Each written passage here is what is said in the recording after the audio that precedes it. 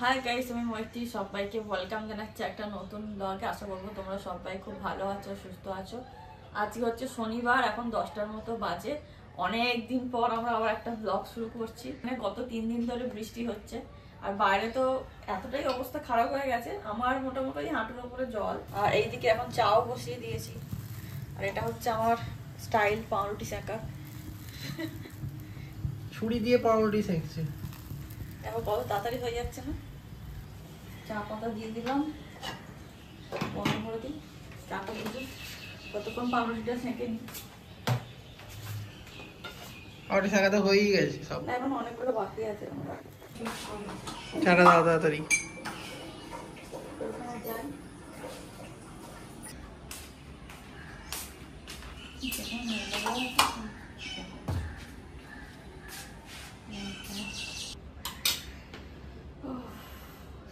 Video চক্করে পড়ে এতক্ষণ ধরে আমার বেবির খিদে পেয়ে গেল, বলছে কখন আমাকে খেতে দেবে। আমি এতক্ষণ ধরে ওয়েট করছি। চার্জ ছিল না। আমরা যখনই ভিডিও বানাতে যাই, না ক্যামেরা চার্জ থাকে না, ফোনে চার্জ থাকে না, কিছুই থাকে না। যখন ভিডিও শুট করবো সব রেডি হয়ে গেছে, দেখবো চার্জ নেই, আবার চার্জে বসাতে হবে। আমি 8 ঘন্টা বসে থাকবো, তারপরে গিয়ে ভিডিও করবো। এইটার কথা বলছিলাম, মিক্স ফ্রুট জ্যাম। তুই কি দিয়ে খাবি? সব থেকে পছন্দের। তুই কি দিয়ে খাবি? ও মিক্স ফ্রুট জ্যাম থেকে খাবে। ও বাটার দিয়ে খাবে, আজ মিক্স ফ্রুট খাবে না। বাটার দিয়ে খাবি তো? আমাকে বাটার দেবে না, আমি ওটাই খাবো। বাটার দিয়ে চিনি দিয়ে খেতে খুব ভালো লাগে।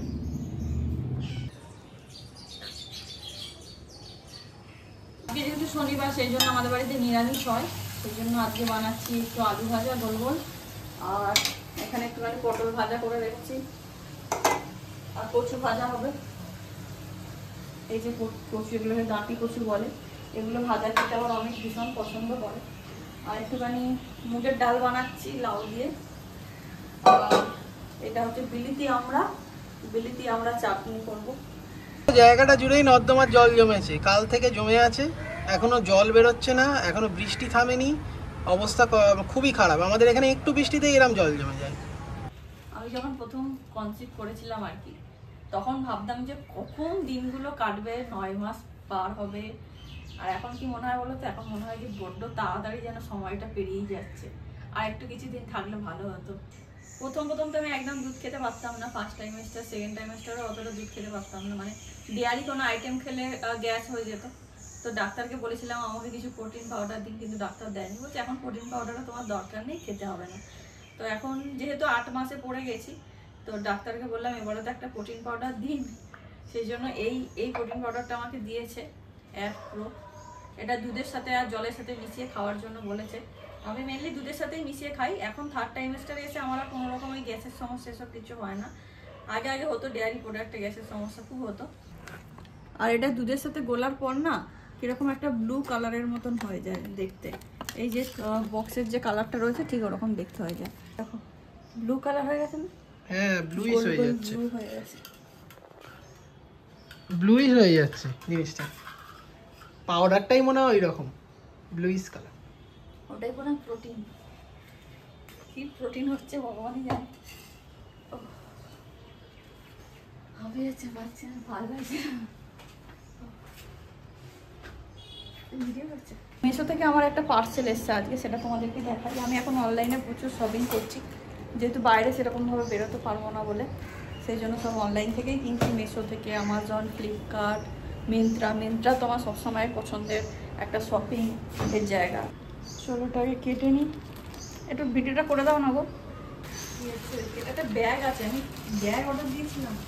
হ্যাঁ, আলমারিতে রাখা একটা ব্যাগ অর্ডার দিয়েছিলাম। আসলে আমার এখন জায়গার ভীষণ অভাব, সেই জন্য ভাবলাম যে কয়েকটা ব্যাগ কিনি, ওর মধ্যে করে শাড়ি, কিছু ব্লাউজ, সায়া এগুলোকে ঢুকিয়ে আর অন্য একটা জায়গায় রেখে দেবো। কারণ অনেক শাড়ি, সায়া, ব্লাউজ এগুলো হয়ে গেছে। না হলে আমার বেবি আসার পর আমার বেবির জামা কাপড় রাখার জায়গা হবে না। সেই জন্য এই ব্যাগগুলো কিনেছিলাম। এগুলো খুব কম দাম নিয়েছিল মিশো থেকে। আবার আমি দেখিনি, আবার বলে তুমি ভুল উচ্চারণ করছো।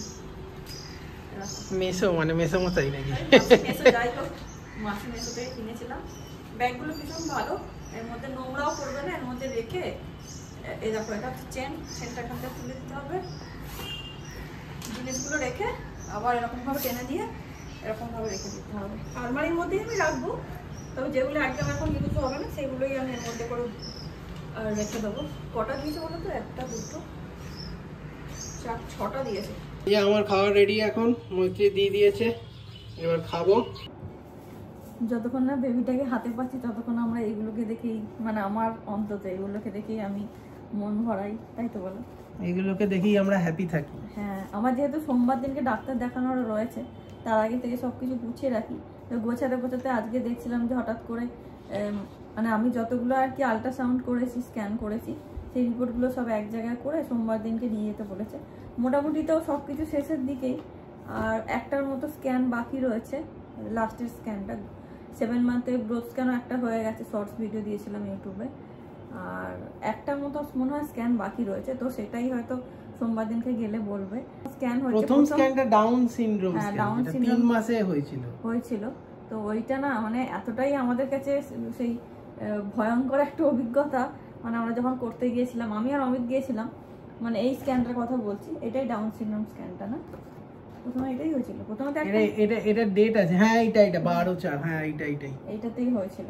তো এটা আমরা কলকাতায় করতে গিয়েছিলাম, তো ওখানে অনেক মানে একটা ভালো জায়গা থেকে বলেছিল, এটাই শুধু ভালো জায়গা থেকে করতে হবে। এটা তোমার এই আছে তো, হ্যাঁ এইগুলো হ্যাঁ। আমরা অনেকক্ষণ প্রথমে গিয়ে বসেছিলাম, তো অনেক ভিড় ছিল, আর ওই জায়গাটা না মানে বিশাল বড়, ওখানে অনেক কেউ আসে করার জন্য। তো আমরা যখন গিয়েছিলাম তখন ওটা হচ্ছে ওই কালীঘাটে স্টেশনের কাছে। তোমার মাথা কেটে যাচ্ছে। তো অনেকক্ষণ বসে থাকার পর তারপরে আমাদেরকে বললো যে, আমার নাম ডাকলো, মৈত্রী মণ্ডল, কে আছে আসুন। এবার ওকে না ঢুকতে দেয়নি ভেতরে। না আমি দেখছি যে মোটামুটি যারা যাচ্ছে, যারা হাজবেন্ডও যাচ্ছে, তার ওয়াইফও থাকছে সাথে, টেস্টে ডাকছে এবং কিছুক্ষণ পরেই আধ ঘন্টা 40 মিনিট পরে চলে আসছে। মানে ওয়াইফ যাচ্ছে, হাজবেন্ড ওয়েটিং রুমে আছে, আমিও ওয়েটিং রুমে ছিলাম, বাকি যাদের হাজবেন্ড তারা ওয়েটিং রুমে আছে বা বাড়ি থেকে যারা এসেছে। ওকে বলছি তুমি এখানে বসো, ওকে আমরা নিয়ে যাচ্ছি, একটু পরে আবার নিয়ে আসবো, তখন তুমি তোমার ওয়াইফের সাথে দেখা করবে। হ্যাঁ, কিন্তু ও মানে আমি যেটা দেখছি আর কি, যারা যাচ্ছে তাদের ওয়াইফরা ওই মোটামুটি আধ ঘন্টা 40 মিনিট পরে ফিরে আসছে। এর ক্ষেত্রে 1 ঘন্টা হলো, প্রথমে আধ ঘন্টা হলো আমি অতটা চিন্তা করিনি, তারপর 1 ঘন্টা হলো তাও অতটা চিন্তা করিনি, তারপর ফোন নিয়ে যাইনি, আমি পুরো ফাঁকা হাতে গেছি। ফোন তো অ্যালাউ নয় ভেতরে, ফোন অ্যালাউ নয়, আর আমি পুরো ফাঁকা হাতে গেছি। আমি 1 ঘন্টা হয়ে যাওয়ার পর চিন্তায় পড়ে গেছি, কি হলো রে বাবা, এখনো ফিরে আসছে না। আর ও যেখানটা বসেছিল সেখান থেকে প্রায় অনেকটা দূরেই, মানে এদিক দিয়ে মানে আমি বসেছিলাম মেন আর কি ওদের রিসেপশনে, ওখান থেকে ছিল ভেতরে স্ক্যানটা করা, মানে ভেতরে মানে অনেকটাই ভেতরে, এদিকে একটা ঘর, তার পেছনে একটা ঘর, আবার ওইদিকে, মানে এরকম অনেকটা দূর গিয়ে তবে ওই স্ক্যানটা হচ্ছে। আমি আর আসছি না, এবার আমিও দেখছি যে সবাই চলে যাচ্ছে। এবার আমাকে যখন প্রথম ডেকেছে না স্ক্যান করতে, তো প্রথম বলছে তোমার না বেবিটাকে দেখা যাচ্ছে না, তুমি একটু হাঁটাচলা কর, তোমার বেবিটা না উপর হয়ে শুয়ে আছে। আমি ঠিক আছে, তারপরে আমি আরো হাঁটাচলা করলাম, তারপরে 15 মিনিট পর আবার ডেকেছি, গেছি, তো তারপর বলছে তোমার বেবিটা এখনো উপর হয়ে শুয়ে আছে, ও ঘুরছে না, অনেকক্ষণ ধরে নাড়াচ্ছে করছে, ঘুরছে না। তো তারপরে আবার বললো তুমি হাঁটাচলা করো। এবার তারপর আমি আবার হাঁটাচলা করছি। আমি তো প্রথমে অত এক্সপিরিয়েন্স ছিল না কি ব্যাপার, ওরা হয়তো সোজা না হলে দেখতে পাবে না, এরকম একটা ব্যাপার আছে। তারপরে আমার পরে একজন গেল, তাকে বলছে তোমার বেবি হার্টবিট পাওয়া যাচ্ছে না। ব্যাস, আমারও টেনশন হয়ে গেছে। না আমি ওই ব্যাপারটাও বলতাম, দুজনের এরকম দেখলাম যাদের বলছে হার্টবিট পাওয়া যাচ্ছে না, এবার তারাও কান্নাকাটি শুরু করে দিয়েছে। সেই তাদেরটা দেখে ওর লেট হচ্ছে ভেবে আমিও মানে প্রায় ভেঙে পড়েছি কিছুটা। তুমি ভেঙে পড়েছো? তুমি তো আমার না আমি প্রায় অনেক টেনশনে পড়ে গেছি। তারপর আমি ওদের রিসেপশনে জিজ্ঞেস করলাম, অনেকক্ষণ আসছে না, প্রায় 2 ঘন্টা হতে চললো। তখন রিসেপশনে গিয়ে আমি জিজ্ঞেস করেছি কি হলো, ওরা তখন বলছে আপনার বেবির পজিশন পাওয়া যাচ্ছে না। সেটা ভাবে কি পজিশন পাওয়া যাচ্ছে না, মানে প্রথমবারে বললো পাওয়া যাচ্ছে না। আমি টেনশন করতে বসে বললাম, আবার 10 মিনিট পর জিজ্ঞেস করলাম, বললো যে পজিশন পাওয়া যাচ্ছে না, হয়তো ওটা এমন কিছু ব্যাপার নয়, ওটা আজকে না পাওয়া গেলে পরের দিনে পাওয়া যাবে, অন্য দিনে আবার আসতে হবে। আমি তখন বললাম ভয়ের কিছু না, তো বললো না ভয়ের কিছু না। আমি তখন একটু আমার মানে একটু টেনশনটা কমলো আর কি। আমার থার্ড টাইমে আমাকে ডেকেছে যে এসো তুমি, তোমার আবার স্ক্যান হবে। আমি যখন গেছি তখন বলছে যে এই থার্ড টাইমে ডেকেছে, মানে তুমি তো ওখানেই ছিলে? হ্যাঁ ওখানেই ছিলাম, ওখানে ঘোরাঘুরি করছিলাম। ও এখানে রিসেপশনে ফিরে আসেনি, ও ওখানেই ছিল, স্ক্যান রুমেই ছিল। তারপরে ওখানে একটু চকলেট খেতে দিল, চকলেট খাও বাচ্চা অ্যাক্টিভ হবে। তো 3 বারই চকলেট খেতে দিয়েছি, কিন্তু আমার বাচ্চা অ্যাক্টিভ হয়নি, ওরকম ভাবে উপরে হয়ে শুয়ে আছে।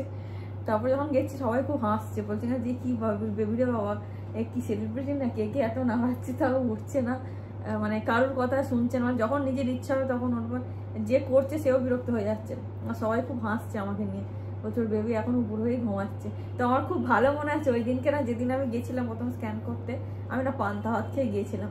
তো তারপরে অনেক পরে আমার মনে পড়লো আমি মনে হয় পান্তা ভাত খেয়ে এসেছিলাম বলে হয়তো এই ঘুমাচ্ছিল, পান্তা ভাত খেয়ে একদম ঘুম দিয়ে দিয়েছে আর ওঠেইনি। তারপরে 4th বার আবার গেলাম, না 4 নম্বর বার আবার যখন গেলাম তখন গিয়ে শুয়েছি, তখন দেখতে বলছে হ্যাঁ এবারে খুব ভালোভাবে এসছে, ঠিকঠাক বলছে না যে ও তোমার বেবি একটু মানে একটু জেদি টাইপের রয়েছে, যখন নিজের ওঠার ইচ্ছা হবে তখন উঠবে, না হলে উঠবে না। তারপর মোটামুটি সব কিছু পেয়ে গেল, যেগুলো চেক করার থাকে তো সেগুলো করলে, তারপর একটা ব্লাড টেস্ট থাকে সেটাও হলো। তারপরের দিনকেই মোটামুটি রেজাল্ট দিয়ে দিয়েছিল, সব কিছু ঠিকঠাক আছে। আর যখন পান্তা ভাত খেয়ে উপরে ঘুমাচ্ছিল, পান্তা ভাত খেয়ে উপরে বাচ্চা ঘুমাচ্ছে, কি অবস্থা, মানে এরকম হয়তো হয়তো বাচ্চাকে পান্তা ভাত খাইছি বলে হয়তো পুরো ঘুমাচ্ছে। তারপরে আমি যখন বাইরে বেরিয়ে এসে দেখছি ওকে, আমার যখন হয়ে গেছে সবকিছু, ও দেখছি না ও চোখ পুরো লাল হয়ে গেছে, পুরো কাঁদছে, কাঁদিনি টেনশনে পড়ে গেছিলাম। তারপর এখান থেকে মানে মা ফোন করেছে, আর মায়ের গলাটা না পুরো কাঁদা কাঁদা লাগছে। আমি ব্যাপারটা কি, আমি তোমাকে ফোন করে বলে দিয়েছি তার আগে, ওই জন্য মায়ের গলা, মা গলা কাঁদছে। আমি বলছি কি হলো, এটা সব কান্নাকাটি করছে কেন? বলছে তখন মা দেখি এখানে কাঁদছে কিরকম একটা করছে, আর এ তো পুরো পুরো চোখ পুরো লাল, মানে আমাকে বুঝতে দিচ্ছে না যে আমি কেঁদেছি, কিন্তু এ কেঁদে নিয়েছে অলরেডি অনেকটা। না কাঁদিনি, মানে আমি টেনশনে পড়ে গেছি। তারপর বাইরে বেরিয়ে আমি ওকে বললাম, না ম্যাডামকে জিজ্ঞেস করলাম, ম্যাডাম বললো সবকিছু ঠিকঠাকই আছে, কোনো অসুবিধার কিছু কারণ নেই, সবই ঠিকঠাক আছে। তো মানে ভেতরে এদিকে আমাকে নিয়ে হাসাহাসি চলছে, আর এরা দুজনে মা ছেলে কান্নাকাটি করছে। তো ওই যে ফার্স্টে যে ডাউন সিনড্রোম স্ক্রিনিং ছিল না, ডাউন সিনড্রোম, হ্যাঁ, তো এই টেস্টটা আমি কোনোদিনও ভুলবো না। যখন আমার বেবি হবে আমাকে বলবো যে প্রথম যখন তোকে আমি দেখতে গেছিলাম তখন মানে এরকম ঘটনা ঘটিয়েছিলিস। এরপরে আরো স্ক্যানের আমার গল্প রয়েছে, প্রত্যেকটা স্ক্যানে একটা না একটা কিছু ঘটনা ঘটেছে যেটা নিয়ে আমি খুব টেনশন করেছি, কিন্তু আলটিমেটলি তারপরে কিছুই হয়নি। আরো অনেক ঘটনা রয়েছে, তোমাদের সাথে পরে শেয়ার করবো। তোমরা যদি জানতে বা ইন্টারেস্টেড থাকো তাহলে কমেন্টে জানিও, আমি অবশ্যই ভিডিও বানাবার চেষ্টা করবো। হাঁপিয়ে গেলাম পুরো বাপটাই। আমি শুধু ভাবছি যে আর কিছুদিন বাকি, ওই কিছুদিনটা মানে কতক্ষণে শেষ হবে, কতক্ষণে আমার বেবিটাকে দেখতে পাবো। আবার মাঝে মাঝে ভাবছি যে কত তাড়াতাড়ি যেন সময়টা পেরিয়ে গেল, এখন এইগুলো দেখেই সময় কাটাই, তারপর যখন বেবি আসবে বেবিকে নিয়ে থাকবো। যাই হোক, এখন আমাদের অনেক কাজ বাজ রয়েছে, সামনে বেবি আসছে, ওর জন্য অনেক কিছু কেনাকাটা করতে হবে, আরও অনেক কিছু কাজ রয়েছে। তো সেরকমভাবে ভিডিও বানানোর আমরা সময় পাই না, খুব কমই ভিডিও বানানোর সময় পাই। যখন সময় পাই তখন বানাই, না হলে বানাই না। চেষ্টা করবো বানানোর। আশা করবো তোমাদের আজকের এই ব্লগটা ভালো লেগেছে। ভালো লাগলে একটা লাইক, শেয়ার, কমেন্ট, সাবস্ক্রাইব করে দিও। চ্যানেলটা সাবস্ক্রাইব করে দাও, তো এরকম ভিডিও আরো আসছে, দেখতে পাবে। তো প্রায় এখন 9 মাস হয়েই যাবে। 9 মাস হয়, এখন দেরি আছে, এখন কিছুদিন দেরি আছে, হয়েই যাবে। মানে এবার আসল টাইম এসে যাচ্ছে সামনে। একটু ভয়ও লাগছে। না ভয়, তোমরা সবাই মিলে পাশে থাকো, প্রে করো যেন সবকিছু ঠিকঠাক ভাবে হয়। আর একটু ভিডিও বানালে মনটা বেশ ভালো থাকে, ভালো থাকে। আর ভিডিওগুলো আমি পরে চালিয়ে দেখি যে কেমন লাগছে, বা পরে এগুলো আরো ভালো লাগবে দেখতে ভিডিওগুলো। বিশেষ করে আমার ওই স্বাদের যে ভিডিওগুলো গেছে, তারপর আরো যে কয়েকটা ভিডিও আমি বানিয়েছিলাম ফার্স্ট টাইমিস্টারে, সেকেন্ড টাইমিস্টারে, ওই ভিডিওগুলো মাঝে মাঝে দেখবো পরে। তো দেখে মনটা বেশ ভালো লাগবে যে আমি যখন প্রেগনেন্ট ছিলাম যে এই করতাম, এই ভিডিওগুলো বানিয়েছিলাম। আমার বেবি যখন বড় হবে তখন দেখতে হবে ভিডিওগুলো, এটাই স্মৃতি হয়ে থেকে যাবে আর কি, তাই না বলো? চলো ভিডিওটা এন্ড করছি, অনেক বড় হয়ে যাচ্ছে, এখানেই এন্ড করে দিই। টাটা।